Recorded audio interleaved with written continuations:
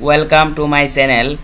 এখন ভিডিঅ'ত মই মানুহৰ জীৱনৰ লগত জড়িত বিশেষ কিছু সত্য বিষয় সম্পৰ্কে আলোচনা কৰিব গৈ আছোঁ। আশা কৰোঁ আপোনালোকে ভিডিঅ'খন সম্পূৰ্ণকৈ চাব আৰু মোৰ চেনেলখনক ছাবস্ক্ৰাইব কৰিব। থেংক ইউ ভেৰি মাছ। আপুনি যদি পৃথিৱীক পৰিৱৰ্তন কৰিব বিচাৰে তেন্তে আগতে নিজে পৰিৱৰ্তন হোৱাৰ আৱশ্যকতা হয়।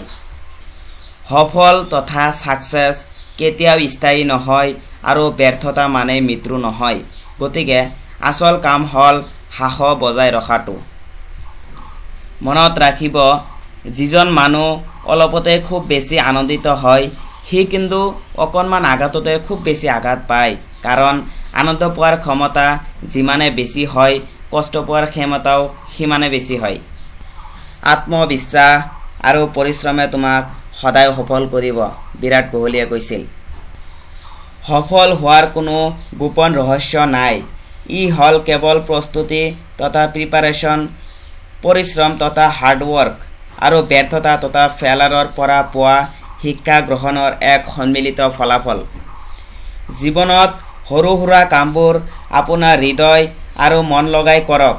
এয়াই হ'ল সফলৰ আঁৰত লুকাই থকা গোপন ৰহস্য। পৃথিৱীত অশ্ৰু তথা চকুৰ জল হ'ল মানুহৰ আটাইতকৈ আপোন।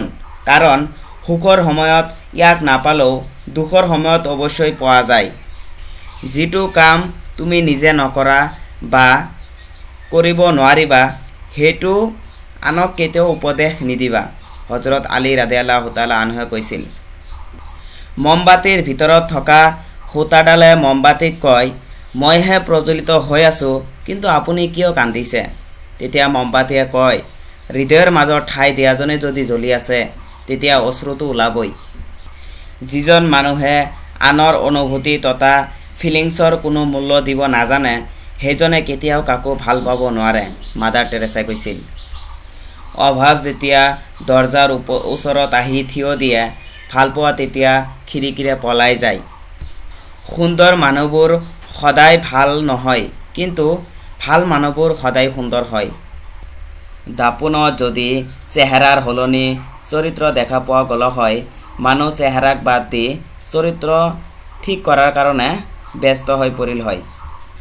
কোনোবাই আপোনাক প্ৰশংসা কৰিলেও আপুনি সিমান আনন্দিত নহ'ব, নতুবা কোনোবাই আপোনাক নিন্দা কৰিলেও আপুনি সিমান দুখিত নহ'ব। কাৰণ মানুহৰ কথাত কয়লা কেতিয়াও সোণ হ'ব নোৱাৰিব। কাৰোবাক ভাল পাই প্ৰতাৰণা কৰি এইটো নাভাবিব যে তেওঁ বুৰ্বক আছিল, কিন্তু সত্য এইটোৱে যে তেওঁ আপোনাক যিমান বিশ্বাস কৰিছিল তাৰ যোগ্য আপুনি নাছিল। সমাজ আপোনাক কি কয় কি নকয় তাত আপুনি অকণো মনোযোগ নিদিব আৰু নিজৰ লক্ষ্য পূৰণ কৰি যাব। কাৰণ জীৱনটো আপোনাৰ, সমাজৰ নহয়। চেষ্টা ত্ৰুটি কেতিয়াও নকৰিব আৰু কামটো আপুনি কণ্টিনিউ কৰি যাব। কাৰণ কামটো যদি সহজ হ'ল হয় তেতিয়াহ'লে চবেই কৰিব পাৰিল হয়।